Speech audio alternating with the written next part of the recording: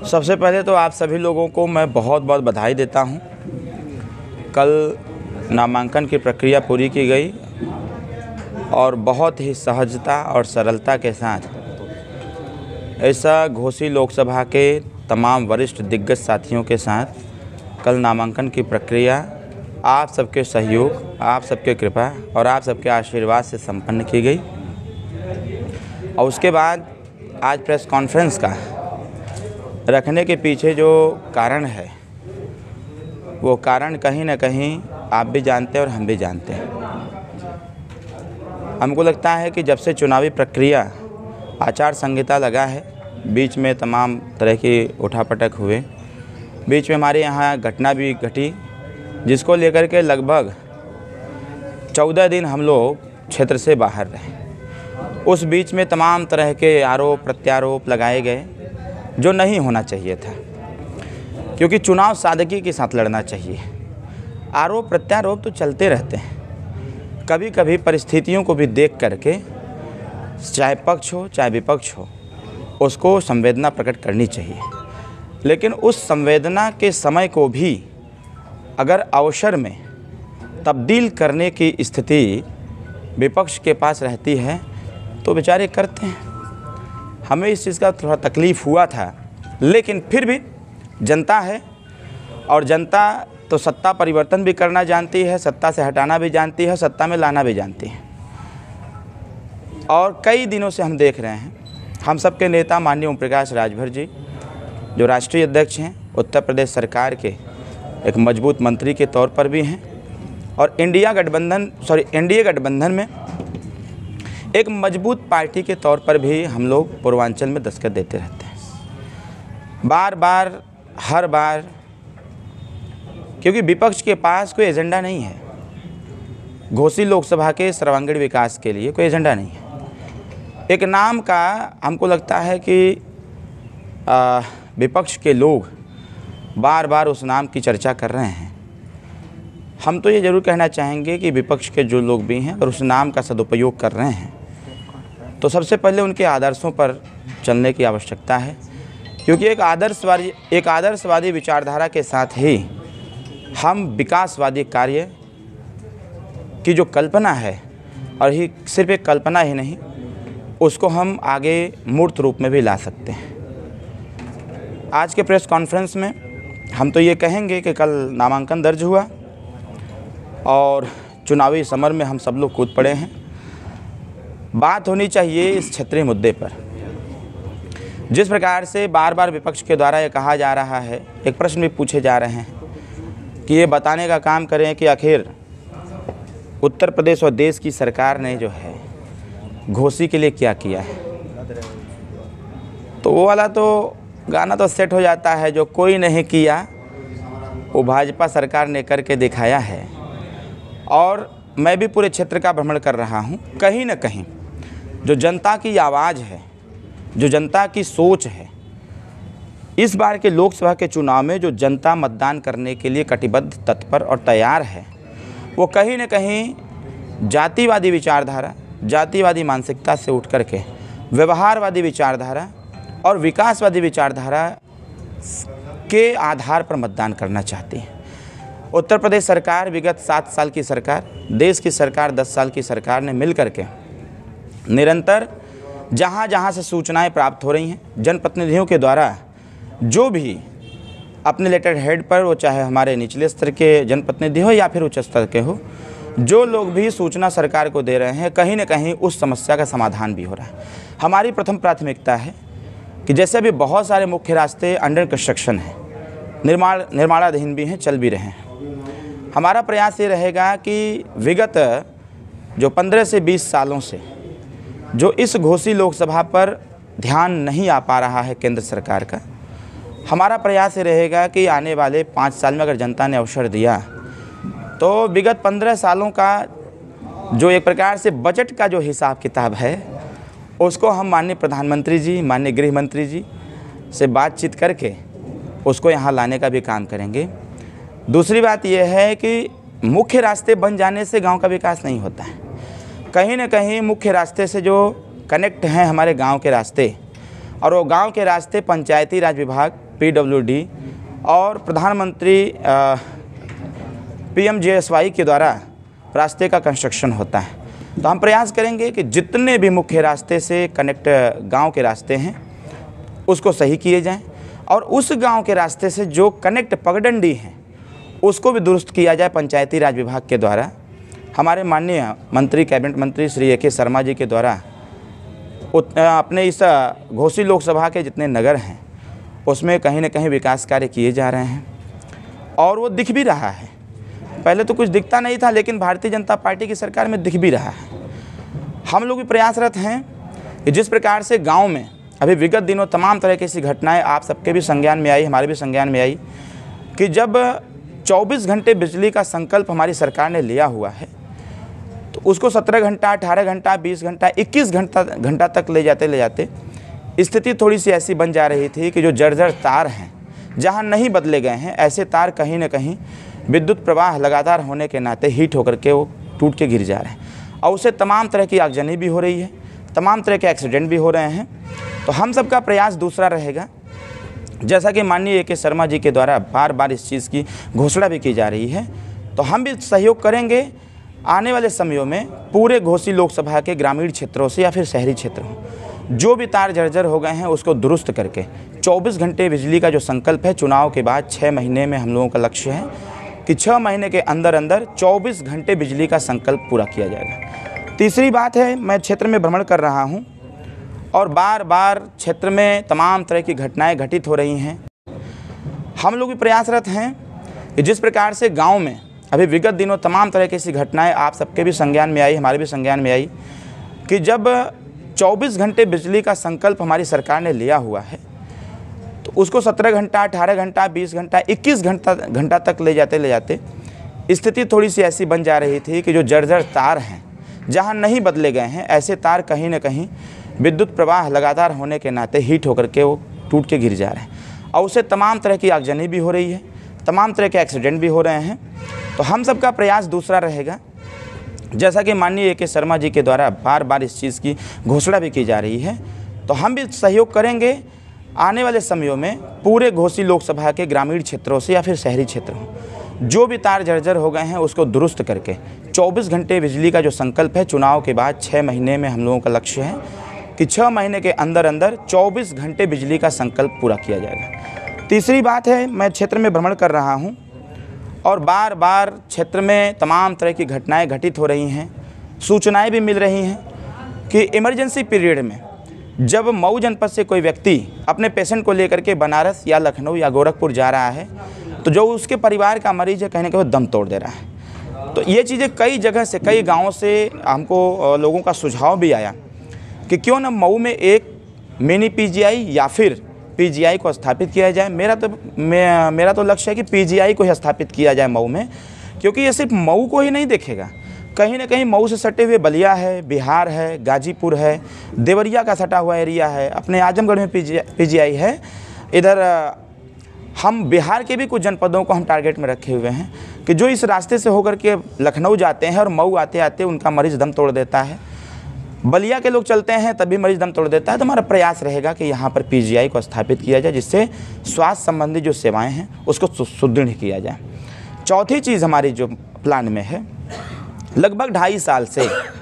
हम लोग पत्राचार के माध्यम से माननीय प्रधानमंत्री जी से, क्योंकि हमारे पार्टी के एजेंडे में भी है कि समान शिक्षा का व्यवहार इस प्रदेश और देश में लागू हो, उसी के अनुसार हम लोगों ने लगातार पत्राचार के माध्यम से और कईयों बार माननीय ओम प्रकाश राजभर जी के द्वारा माननीय मुख्यमंत्री योगी आदित्यनाथ जी से इस चीज़ की मांग भी की गई कि अमीर और गरीब के बेटे जो शिक्षा में दोहरी व्यवस्था है उसको एक रूपता देने की आवश्यकता है। माननीय प्रधानमंत्री जी से जब हमारी मुलाकात हुई, माननीय गृहमंत्री जी से, तो आग्रह मैंने किया, बाकायदे पत्राचार हुआ और पत्राचार के बाद माननीय मुख्यमंत्री जी, माननीय प्रधानमंत्री जी ने सहमति देते हुए जो 18 मंडल पर अटल आवासीय विद्यालय का निर्माण कराने का जो श्रम विभाग के माध्यम से हो रहा है, कहीं ना कहीं हमारा प्रयास रहेगा कि हमारे मऊ जनपद में अटल आवासीय विद्यालय का निर्माण हो और उसको हम यहाँ लाएंगे ताकि इस क्षेत्र के जो मजदूर गरीब तबके के बच्चे हैं उनको निःशुल्क तौर पर कक्षा 5 से लेकर के 12 तक की शिक्षा, उनको अच्छी शिक्षा गुणवत्ता के साथ उनको प्रदान हो सके। और ऐसे जो गरीब बच्चे पैसे के अभाव में या फिर मैं यूँ कहूँ महंगाई के अभाव में नहीं पढ़ पा रहे हैं, ऐसे बच्चों को हमारी सरकार भारतीय जनता पार्टी एनडीए सरकार निःशुल्क शिक्षा दे करके उनको हॉस्टल की सुविधा भी देगी, जैसा कि अन्य जगहों पर चल रहा है, वो व्यवस्था हम यहाँ कराने का काम करेंगे। पाँचवीं चीज़ है, 2018 में हम सब लोग सरकार में थे और हम सब लोगों ने समाज कल्याण विभाग से एक मांग किया था, जैसा कि पूर्व की सरकार उत्तर प्रदेश की बहन मायावती जी की थी। बहन मायावती जी ने बनारस के लालपुर में एक व्यवस्था लागू किया है कि वहाँ पर लगभग 300 से 500 बच्चों को पढ़ने के लिए IAS PCS कोचिंग सेंटर खोले हैं। हम लोगों का प्रयास था कि पूरे उत्तर प्रदेश के हर जनपद में इसको खोला जाए, अगर जनपद में नहीं तो मंडलवार कम से कम खोल दिया जाए। लेकिन हमारा प्रयास सिर्फ 8 मंडलों में हो पाया है, अभी 10 मंडलों में करना बाकी है। हम लोग प्रयासरत ये हैं कि समाज कल्याण विभाग के माध्यम से, वो चाहे दलित का बेटा हो, चाहे पिछड़े का हो, या फिर सामान्य वर्ग का व्यक्ति हो, या फिर अल्पसंख्यक समुदाय का हो, सभी लोगों के लिए उत्तर प्रदेश और देश की सरकार के द्वारा हम हर जनपद में कोचिंग सेंटर खुलवाएंगे, जिसमें कि इस क्षेत्र के बच्चे जो इलाहाबाद जाते हैं, दिल्ली जाते हैं, बेंगलोर जाकर के तैयारी करते हैं, लखनऊ जाकर तैयारी करते हैं, ऐसे बच्चे सरकारी खर्चे पर IAS PCS या फिर UPSC के लिए लोग यहाँ पर कोचिंग लें और लगातार कोचिंग करके उनको शिक्षा की व्यवस्था अच्छी की जाएगी, कोचिंग की व्यवस्था अच्छी की जाएगी, जिससे कि यहाँ के बच्चे खुद पे खुद तैयारी करके और अच्छे डायरेक्शन में वो कंपटीशन में बैठें और हमारे ज़िले का नाम रोशन करें। इन सारे मुद्दों को लेकर के हम लोग, अब यहाँ जैसे एक मुद्दा आता है महिला सुरक्षा की, जैसे न्याय संगत कार्यों की, हम भी लगातार यहाँ वॉच कर रहे हैं और जिस प्रकार से हमारी यहाँ की प्रशासन निरंतर जनता के प्रति जवाबदेही दे रही है, जनता की जो समस्याएं हैं इमीडिएट विदिन 1 डेज़ उस समस्या का समाधान भी करने का प्रयास कर रही है। वो कोई भी डिपार्टमेंट हो, अगर डिपार्टमेंटल सूचना मिल रही है तो हमारे प्रशासनिक अधिकारी और कर्मचारी पूरी तन्मयता के साथ, जैसा कि डायरेक्शन भी है, पहले से डायरेक्शन है, जीरो टॉलरेंस की नीति, तमाम तरह के कार्य हैं, इन सारी चीज़ों को लेकर के हमारे यहाँ के शासन और प्रशासन जनता के प्रति जवाबदेही भी दे रही है। हमारा एक आग्रह भी रहेगा कि जिस प्रकार से हम लोग लगभग 7 साल में लगातार लगभग 18.5 करोड़ रुपया दे करके जो गरीब हैं, असहाय हैं, अपने परिवार का या खुद का इलाज नहीं करा पाते हैं, ऐसे लोगों के लिए हम लोगों ने भी, जब हम लोगों को जानकारी हुई तो उत्तर प्रदेश सरकार के विवेकाधीन कोष से एज एक जनप्रतिनिधि के तौर पर हमारे नेता माननीय ओम प्रकाश राजभर जी ने बहुत सारे लोगों का इलाज कराया, और सिर्फ इलाज ही नहीं कराया, अपनी व्यवस्था दे करके भी, अगर सरकारी धन से संपूर्ण इलाज नहीं हो पाया तो अपनी व्यवस्था दे करके हम लोगों ने उस गरीब का इलाज भी करवाया, और इलाज के साथ साथ अगर उसको लखनऊ एडमिट कराया हूँ तो बाकायदे साधन संसाधन दे करके उसको घर तक छोड़ने का भी बंदोबस्त हम लोगों ने बना रखा है। इसके साथ साथ अभी हमारी सरकार ने जिस प्रकार से आयुष्मान कार्ड की बात कही है, 70 साल की अवस्था पूरा किए हुए व्यक्ति को आयुष्मान कार्ड दिया जाएगा और उनको 5 लाख रुपए तक का इलाज निःशुल्क दिया जाएगा। तमाम तरह की जो आयुष्मान कार्ड अभी पिछले दफ़े से बनना चालू हुआ, और एक जो छोटी सी विसंगति इसमें है, जिसको हम लोगों ने माननीय मुख्यमंत्री जी को भी अवगत करा रखा है, कि जिस प्रकार से 6 परिवार पर ही आयुष्मान कार्ड बनने का जो एक प्रावधान है, कहीं न कहीं अधिकारियों का प्लान रहा है, लेकिन इस पे हम लोगों ने माननीय मुख्यमंत्री जी से भी बातचीत किया है और सेंट्रल गवर्नमेंट में भी हम लोगों ने इसकी चर्चा किया है, गृह मंत्री जी से भी, माननीय राष्ट्रीय अध्यक्ष से चर्चा किया हुआ। छोटा परिवार सुखी परिवार, हर स्वास्थ्य केंद्र पर दीवालों पर लिखा गया है हम दो हमारे दो। तो जब सरकार का संकल्प है हम दो हमारे दो, तो फिर आयुष्मान कार्ड कहीं ना कहीं ये जो 6 यूनिट का बाधक है ये ब्रेक होना चाहिए, और ब्रेक किया भी जाएगा। और जो भी व्यक्ति परिवार में है, वो चाहे 1 हो, 2 हो, 3 हो, 4 हो, 10 हो, सभी लोगों का आयुष्मान कार्ड बने, जिससे कि उनको सरकारी सुविधाओं का लाभ हो, स्वास्थ्य संबंधित सेवाएं उनको सुदृढ़ तरीके से प्राप्त हो, और प्राप्त हो जब उनको होगा तभी वो अपना इलाज भी करा पाएंगे और अच्छी प्रकार से फिटनेस भी ठीक ठाक कर पाएंगे। इसके साथ साथ जो हमारे युवा साथी बार बार विपक्ष आरोप लगा रहा है बेरोजगारी का, स्वाभाविक तौर पर है। शिक्षा का स्तर बढ़ रहा है, शिक्षा के लिए जिस प्रकार से हमारी सरकार बच्चियों की शिक्षा के लिए कक्षा 1 से लेकर MA तक की व्यवस्था बना रखी है। अभी अभी हमारी सरकार ने, केंद्र सरकार ने 33% आरक्षण की बात जो महिलाओं के लिए किया है, मेरा मानना ये है कि 33% आरक्षण को अभी आगे लागू करते उसको और इजाफा किया जाएगा, जिससे अगर देश की संचालन में, इस देश की संस्कृति और सभ्यता के निस्तारण में अगर महिलाओं का 50% भागीदारी और योगदान है परिवार कल्याण में और समाज के कल्याण में, और परिवार के संस्कार में और परिवार के काम में अगर महिलाओं का योगदान बराबर है, तो हम लोग आने वाले समयों में जनता आशीर्वाद देती है, सदन में अरविंद राजभर जाते हैं तो 50% आरक्षण की चर्चा हम करेंगे। वो हर क्षेत्र में होगा, चाहे नौकरी का क्षेत्र हो, क्योंकि तमाम बच्चियां अभी पढ़ लिख रही हैं, उनको पढ़ लिख करके सिर्फ और सिर्फ शादी विवाह में इन्वॉल्व कर दिया जा रहा है। बच्चियों को नौकरी तक नहीं मिल पा रही, रोज़गार नहीं मिल पा रहा है। हमारा प्रयास ये होगा कि हम सदन में जा कर के इस पे भी सरकार का ध्यान आकृष्ट करने का प्रयास करेंगे कि जिससे कि बच्चियां जो पढ़ लिख करके होनहार हो रही हैं, उनको हर क्षेत्र में भागीदारी सुनिश्चित हो 50% की। जो हमारे युवा साथी हैं, अभी पूर्वांचल एक्सप्रेसवे आया हुआ है, पूर्वांचल एक्सप्रेसवे को लेकर के तनातनी हुई है। समाजवादी कहती है हमारा प्रपोजल था और भारतीय जनता पार्टी ने उस प्रपोजल को आगे किया। मेरा मानना यह है कि कोई भी सरकार हो, जब भी कोई आधारशिला रखती है, सरकार फिर आवे या ना आवे, लेकिन नेक्स्ट सरकार जो आती है वो उसको मूर्त रूप में लेते हुए, कार्य रूप प्रदान करते हुए उस कार्य को कराने का भी काम करती है। पूर्वांचल एक्सप्रेसवे के अगल बगल में तमाम ऐसी ज़मीन एक्वायर किए जा रहे हैं। जब मैं विभाग का मिनिस्टर था उत्तर प्रदेश में 2018 में, लघु उद्योग विभाग मेरे पास था, मैंने एक प्रपोजल बनाया हुआ था खास करके अपने पूर्वांचल के लिए, क्योंकि हमारे मांग में है पूर्वांचल राज्य। हम बार बार पूर्वांचल राज्य की मांग करते रहते हैं। इसके पीछे यही कारण है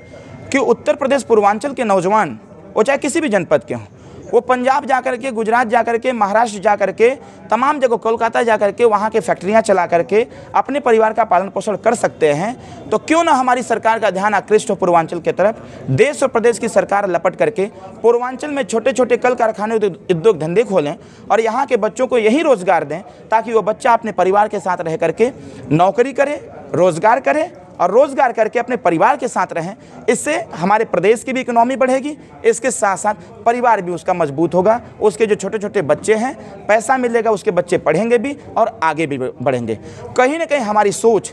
सरकार की योजनाओं को पूर्वांचल में लाने के साथ साथ पूर्वांचल के युवाओं को रोज़गार देने का भी है, और रोज़गार के साथ साथ उसकी सामाजिक, शैक्षणिक, राजनीतिक और आर्थिक दृष्टि से उसको मजबूती देने का भी मेरी प्लान में ये रखा हुआ है। इसके साथ साथ छोटे बच्चे हैं, जो नौनिहाल बच्चे हैं, छोटे छोटे जो गांव में रह रहे हैं, सरकारी विद्यालय का कायाकल्प करने की आवश्यकता है। अभी मैं आ रहा था, आते समय मैंने देखा कि जिस प्रकार से समाजवादी पार्टी की सरकार ने मिड डे मील की व्यवस्था चालू किया था, हमको तो लगता है कि ऐसी व्यवस्था को बंद कर देना चाहिए। अभी मैं आते समय देखा कि एक सरकारी विद्यालय में जिस प्रकार से बच्चे थाली लेकर के एक सरकारी मशीन पर ही उस थाली को मिट्टी लगा करके उसको धोने का काम कर रहे थे। कहीं ना कहीं ये युग विज्ञान और प्रौद्योगिकी का है, कहीं ना कहीं ये समय विज्ञान, प्रौद्योगिकी, साइंस और टेक्नोलॉजी का है। तो उस सरकारी विद्यालय में मिड डे मील की व्यवस्था को थोड़ा सा सही करने की आवश्यकता है, मैन पावर को बढ़ाने की आवश्यकता है, और सरकारी विद्यालय का कायाकल्प करते हुए वहाँ पर कंप्यूटर एजुकेशन सेंटर बनाने की आवश्यकता है, कि जिससे छोटे छोटे बच्चे उससे अट्रैक्ट हों और कंप्यूटर का ज्ञान लें। क्योंकि जब तक देश की शिक्षा प्रणाली में, प्रदेश की शिक्षा प्रणाली में तकनीकी शिक्षा नहीं आएगी, तब तक शिक्षा का स्तर बढ़ने वाला नहीं है। मुझे याद है जब हम समाजवादी गठबंधन में थे तो माननीय अखिलेश यादव जी हमसे एक बात कह करके बहुत मगन हो रहे थे, बहुत खुश हो रहे थे। उन्होंने हमसे कहा कि मैंने एक व्यवस्था ऐसा किया था कि जो गांव के बच्चे हैं सरकारी विद्यालय, उसमें हमने मिड डे मील की व्यवस्था कर दिया था। हमने कहा ये व्यवस्था एकदम टोटल दुर्व्यवस्था में तब्दील हो गया और इसको नहीं करना चाहिए था। जितना पैसा आपने मिड डे मील में लगाया, उतना पैसा अगर उस सरकारी विद्यालय का कायाकल्प करते हुए दिल्ली के तर्ज पर अगर यहाँ के विद्यालय हुए होते तो आज मिड डे मील देने की आवश्यकता नहीं पड़ती। छोटे बच्चे होनहार होते, कंप्यूटर एजुकेशन उनको प्राप्त होता और कहीं ना कहीं वो आगे बढ़ने का काम भी करते और उनका IQ लेवल भी तेज होता। मेरा मानना ये है कि इन सारे जितनी भी चर्चाएं हमने आपसे की, इन सारी चर्चाओं को समाज के बीच में ले जाने की आवश्यकता है, और ले जा करके जब तक समाज सही दिशा में, जनता सही दिशा में नहीं जाएगी, तब तक वो चाहे परिवार हो, चाहे गाँव हो, चाहे क्षेत्र हो या फिर जिला हो, वो आगे नहीं बढ़ पाएगा। हमारा प्रयास ये है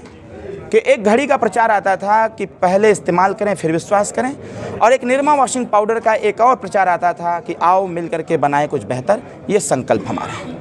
तो निरमा पाउडर कौन है और घड़ी कौन है? आपके कुछ मुद्दे ऐसे थे कि जो भारतीय जनता पार्टी से टरी नहीं खाते, आज आप एनडीए में, जैसे जातीय जनगणना की बात कर लिया जाए और बहुत सारे मुद्दे, क्या एनडीए में शामिल होने के बाद उन मुद्दों को आप छोड़ देंगे या वो जारी रहेगा? नहीं, देखिए, जैसा कि आपने बताया, सामाजिक न्याय समिति की रिपोर्ट को लेकर के निरंतर हम सब लोग प्रयासरत हैं, और हमारी सरकार ने कहीं ना कहीं सामाजिक न्याय समिति की रिपोर्ट पर जब प्रेशर बनाया गया तो माननीय मोदी जी सरकार, उन्होंने एज सदन चलने के पहले उन्होंने कहा था कि आने वाले समयों में हम लोग इस चीज़ को लागू भी करेंगे। और जो राघवेंद्र सिंह जी के नेतृत्व में सामाजिक न्याय समिति की रिपोर्ट तैयार हुई है, श्रीमान राजनाथ सिंह जी के समय में जो रिपोर्ट तैयार हुई है,